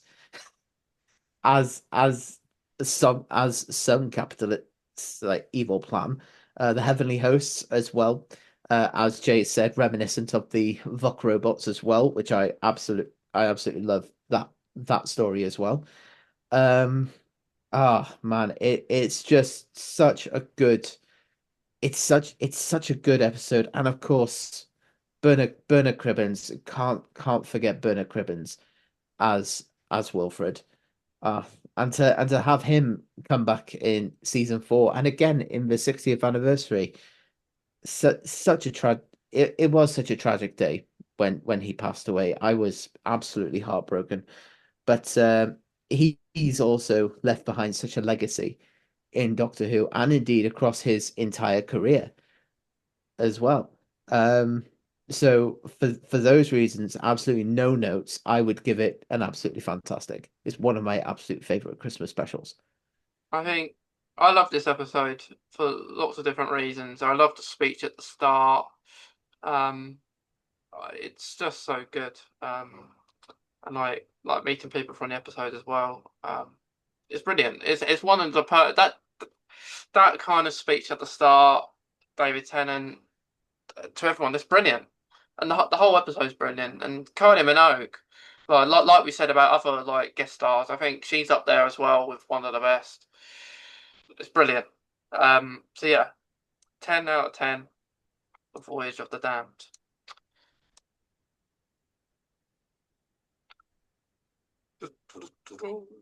Right, Husbands of River Song. Let's start. Jake. I rewatched this one quite recently. This is the last one I watched before the podcast. I've always liked it. I don't know what it is. I just think it's. I don't know. I can't sit here and tell you what I love about it so much. I just think it's silly. You know, most of the time I'm a grumpy old sod, but with this special, I just think it's not the best thing in the world. So I'd put it in so good, but it's interesting to see. I think what works so well is the relationship between Capaldi and Alex Kingston. I know a lot of people weren't very fond of it, but I think it's something so different to their relationship with Matt. I wish we'd have got more of it, to be honest, because I think they did work together very well. And I think Capaldi is so good in it.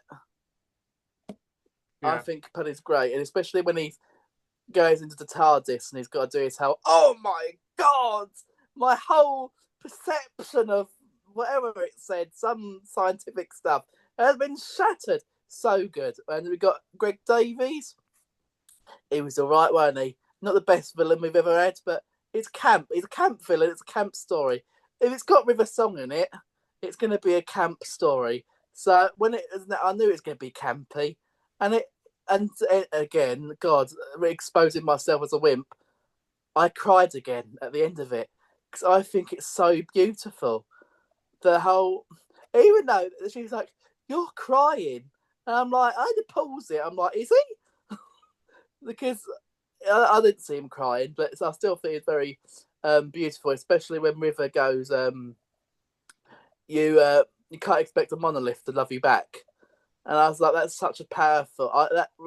Rewatching that really hit me when she said that. I don't know why. I was like, "That's so powerful." But yeah, I like it. Not much more I can say about it. There's not a lot of in the story you can say about it, to be honest. Apart from it's just a campy fun that shatters your heart into a million pieces at the end. Yeah. Thanks, Russ. No, not Russell. Stephen. Thanks, Stephen. Stephen Moffat, yeah. So you think it's so good. Tom, what about you? Now, the majority of the episode, I would put in as just okay. It has that silliness that I thought got a bit too silly at times.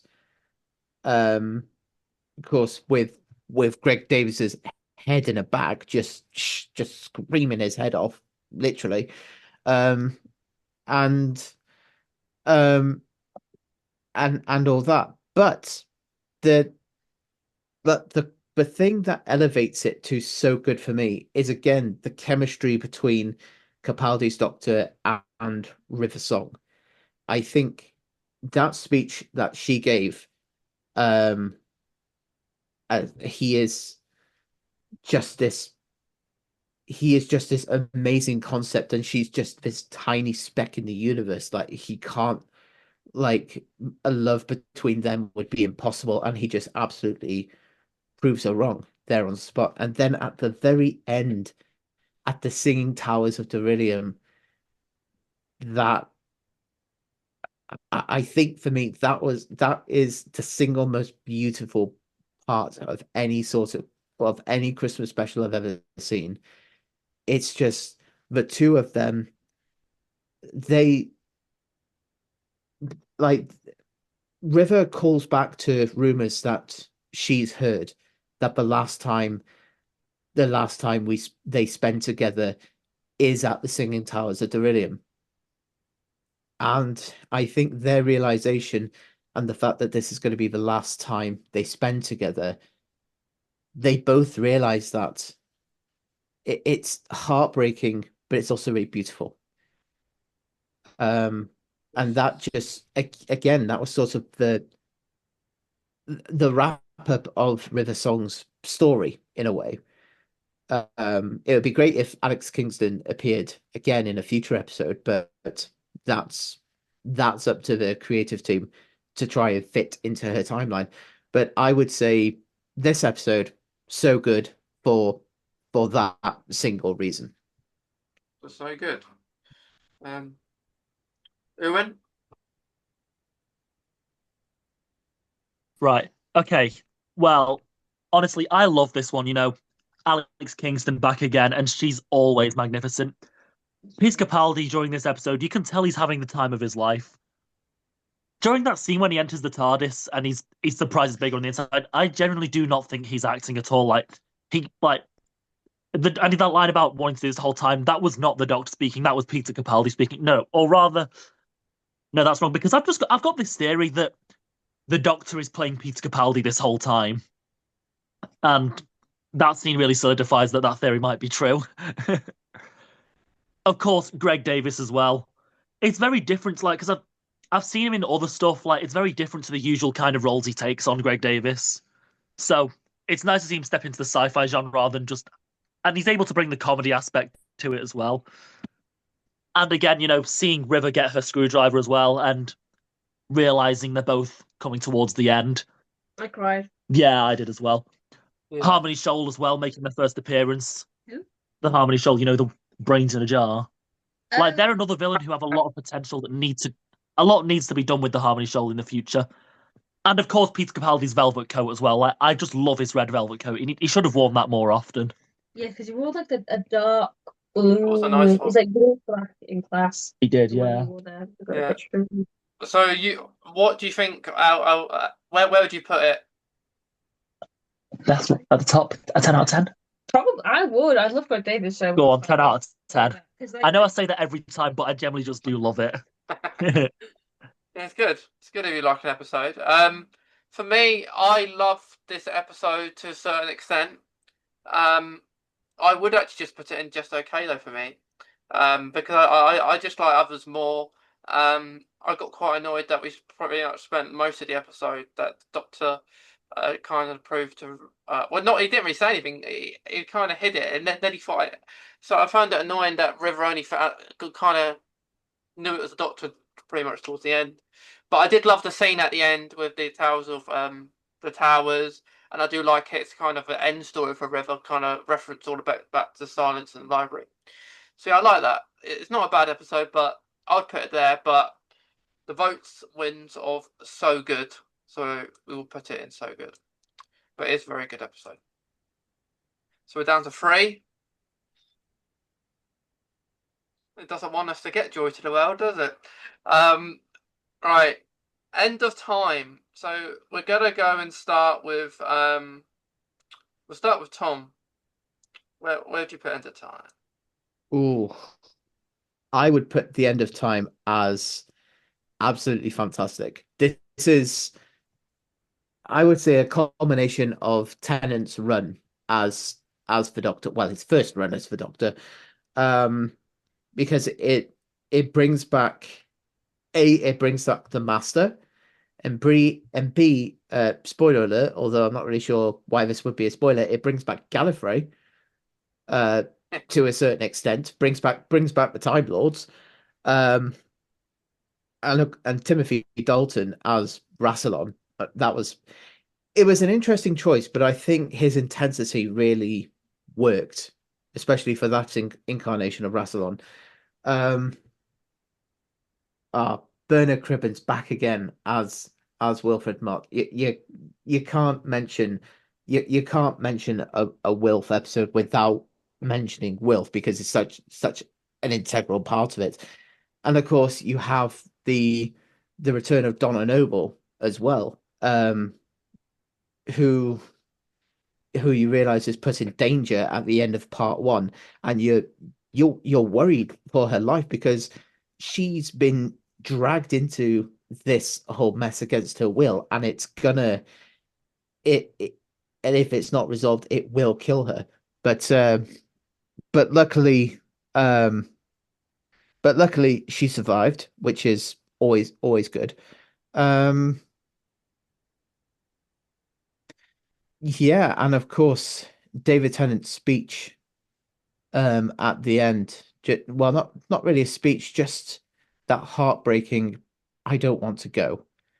It will always be iconic to me. And of course, the return of Rose Tyler as well at the end, just harkening back to the beginning of Russell T Davis's era. Um, Now at the end, it's come almost full circle in that respect. So I would put that as absolutely fantastic. Absolutely fantastic. Yeah. Owen, what are you saying? This episode is a tribute to the universe that Russell T Davies has created. It's a beautiful send off for David Tennant. It's a beautiful send off for Russell. Bernard Cribbins again is fantastic. It's nice to see that he goes back to of all the people he runs into, it's Wilfred. Because I think in the previous episode of The Waters of Mars, again, like I said about the Doctor being dangerous when he's on his own, The Waters of Mars proves the Doctor really is almost a villain when he's on his own because there's no one to stop him. So I'm gonna say this. The bit that got me about with it being Wilfred was oh, if you were my dad, I'd be proud. And oh my God, I was like, that's not cool. I think the Master, I don't think they quite did right. They're eating people. That's not very mastery. But turning everyone into him though, I did like. Yeah, everyone into. I'm gonna say this. Can I say it out loud? My college tutor personally knows John Sim. She's friends with him. That's the coolest thing ever. Likes that, to be fair. That's brilliant. Yeah. Yeah. I think Wilfred was a great companion as well, even if he was a one-time companion.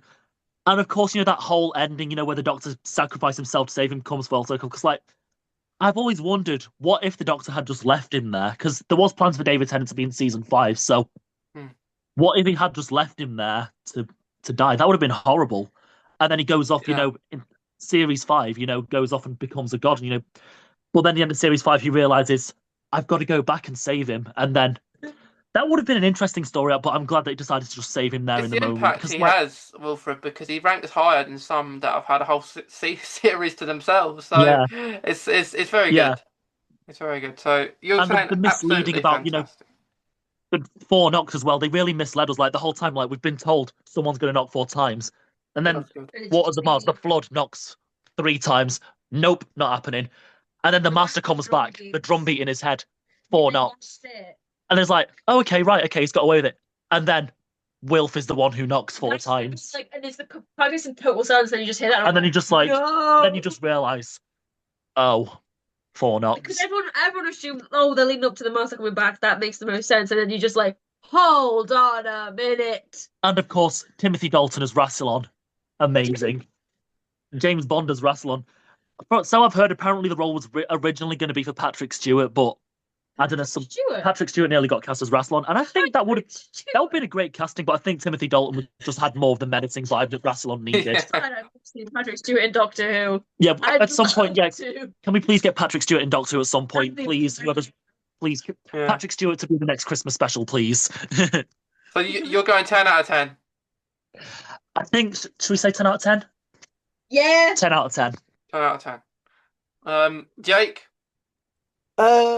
It is I think it's a solid wrap up to end of an era. It is a story that, what was I going to say? It wraps up everything nicely, as everything you'd want in Tennant's last story. It will go in so good for me because I'm not as nostalgic as I was for it. But Bernard Cribbins gives one of the most beautiful performances in all of Doctor Who in it, to the point where I can't actually bring myself to watch it anymore because I know it's gonna ruin. I've not watched it since he's died. I don't plan on watching it for a while because it's still very quite fresh in a way. But the whole scene between him going, "Oh, I'm gonna die one day," and he turns around and goes, "Well, so am I," and it's I could not sit through that now. And Timothy Dalton is good. I remember vividly the cliffhanger of the Time Lords have returned for Gallifrey. But I don't think the second part is as strong as the first. But it's still a good sender. So I'll put it in so good. I can't put it in absolutely fantastic though, because there are other specials way better than it for me personally. Not the last two though. Okay. So for me, I this is the only special I've actually cried for a Doctor, and I don't cry for a Doctor that often. And I haven't. It's the only one I have, and everyone else I haven't. So this episode is up there with one of my favourite and one of the most saddest stories. Christmas. So for me, I put it in the top because I was really annoyed after it. As we said earlier about Matt Smith, because he's back and I just want him to stay longer. But yeah, it's the best for me because it had so many really great performances in it, and even the side characters, brilliant. Can I add something to what I said? Yeah. What was I going to say? Oh god, it's completely escaped my brain now. I was going to say it. One of the things is interesting because originally the master wasn't going to eat people. He was going to. There's a scene in a cubicle that they plan. It is very graphic. So children, avert your ears. The plan is he was going to stab someone to death in a cubicle for their clothes, and that's how he got the hoodie and everything. Oh, I remember what I was going to say now. They were regenerating, traumatized me so badly as a child that I could not get into Matt Smith at all. I still can't get into Matt Smith because I still have that at the back of my brain that, oh, he killed David Tennant. I know he's silly and he hasn't, but I just can't get into Matt Smith's episodes as much because I've still got childhood trauma at the back that, oh, my childhood heroes just died and regenerated into this fucking kangaroo. Yeah. And yeah, so sorry, Matt, though. I'm probably off your Christmas card too now. So it's understandable, but as it won the vote, we'll put it there. So we're down to 2. Will we actually get Joy to the World? Are we getting it?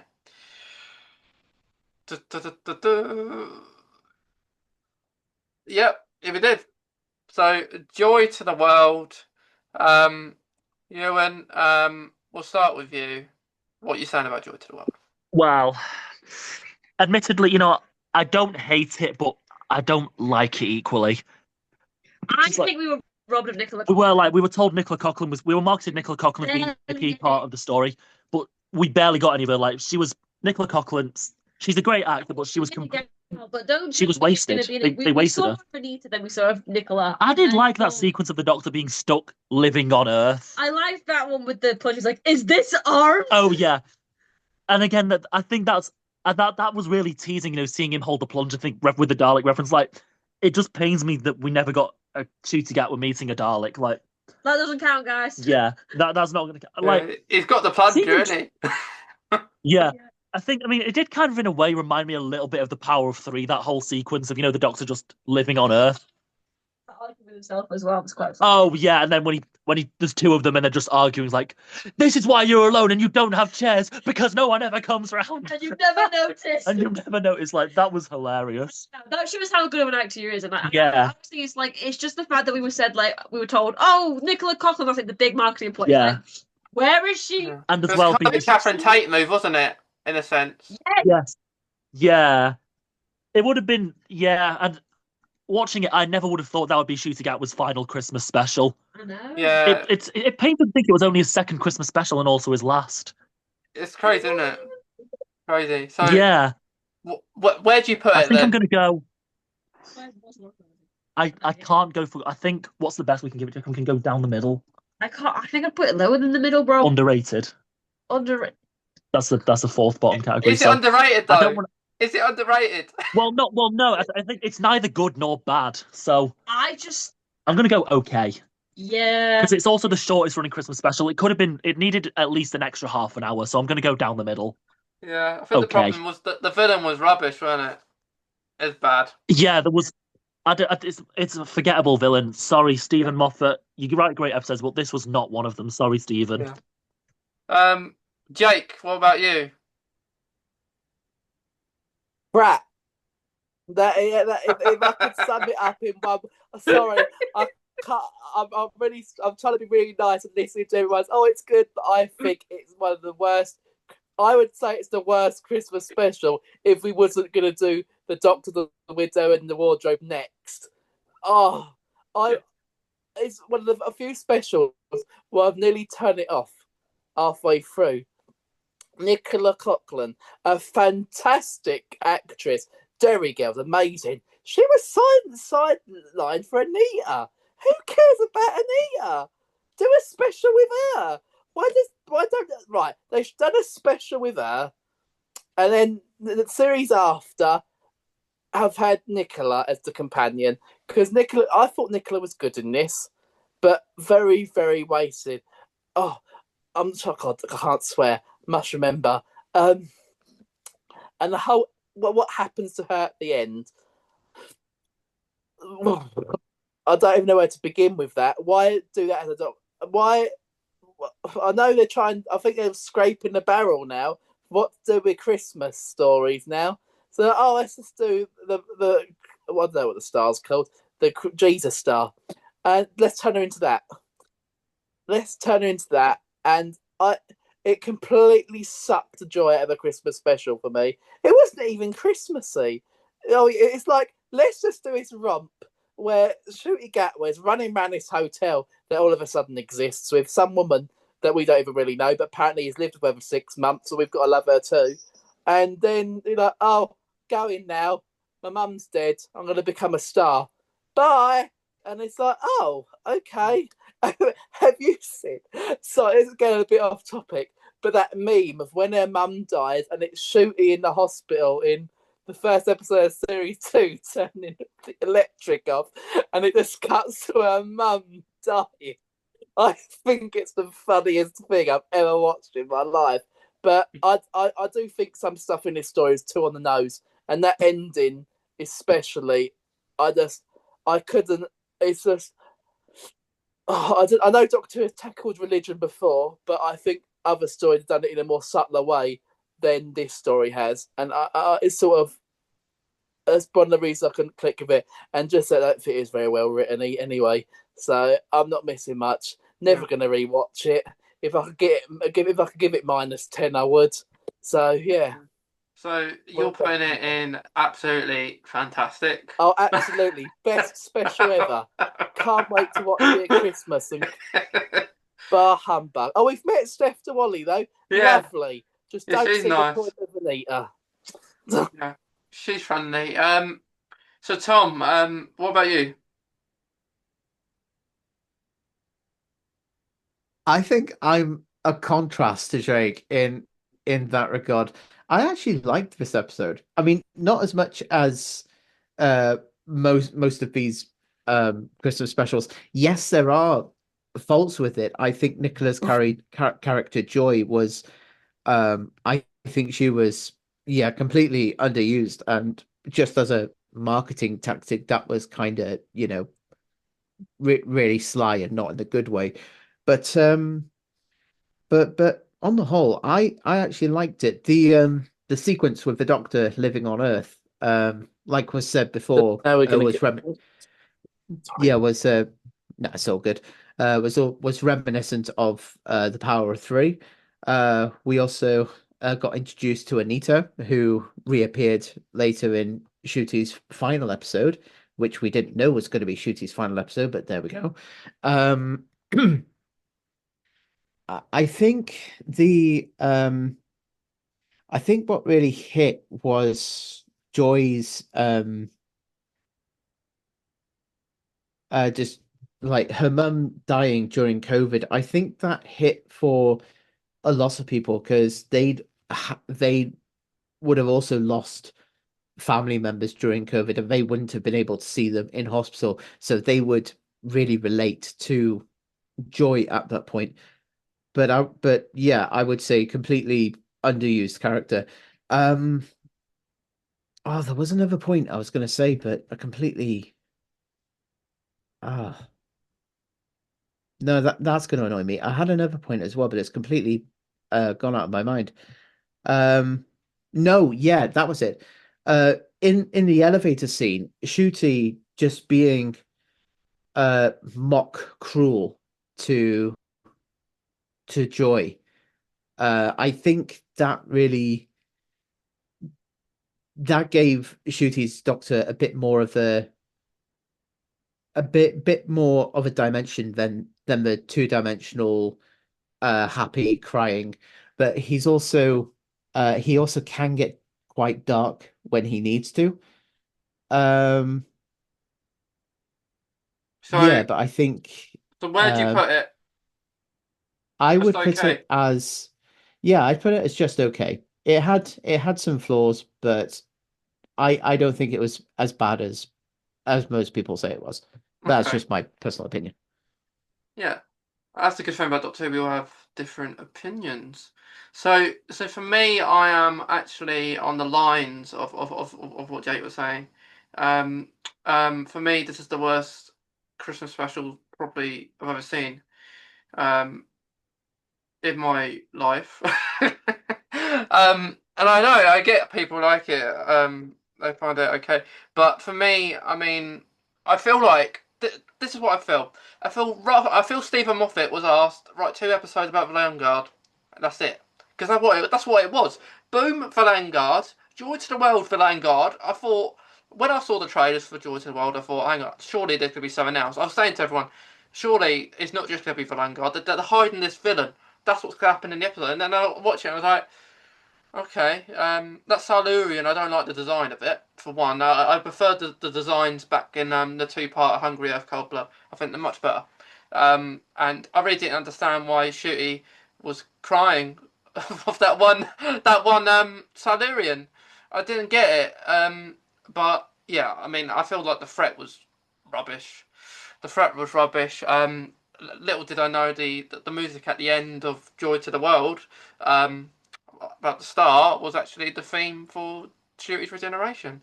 So yeah, for me, it's bad, but yeah, but I know me and Jake probably won't change our answers, but Ewan and Tom, are you going to change yours? I'm gonna stay down the middle. Joy the world, yeah. You It's going to stay not down the good. middle? I don't Tom? hate it, but I equally don't like it. Okay. It honestly, that's why I'm saying Vengeance Most Foul outshone it like Yeah, miles. that's true. Wallace and Gromit. Okay. Tom is staying as well? Oh, actually, no, I'm going to change it to underrated. Okay. But I think that's what we'll put it anyway, because it's kind of level. We'll put it in underrated.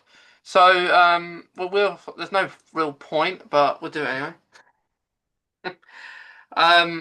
We have got the last episode, the Doctor, the Widow, and the Wardrobe.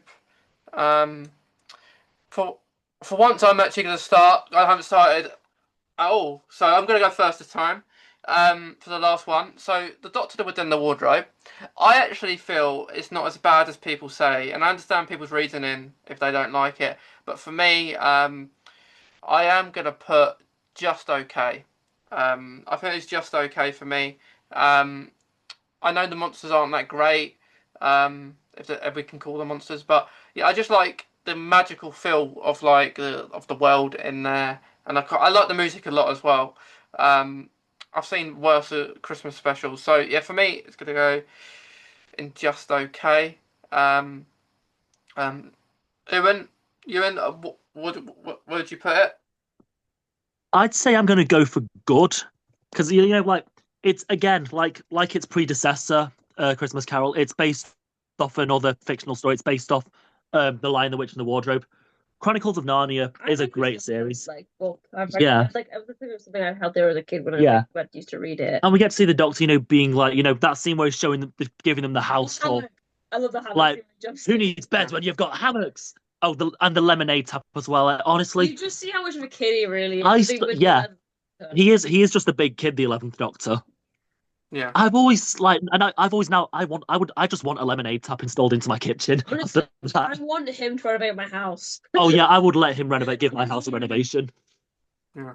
One thing I do find a bit odd though when they're looking for police boxes, I understand they're looking for the TARDIS, but police boxes were not a thing at that time. They didn't come into fashion until the 1950s, and the fact they all look like the TARDIS as well. It was but I can still appreciate it as a nice moment of comedy. But they did something like that in Sarah Adventures, didn't they? They did, yeah. They did a similar gag in the Sarah Jane Adventures. Temptation of Sarah Jane Smith. Another one's where her parents. Yeah. Yeah. And of course, I do. The only downside I'd say is, you know, not having the Ponds there. Like, they never got a proper Christmas special. Like, they were sidelined in both the Christmas specials they did. Like, they should have been front and center for a Christmas special.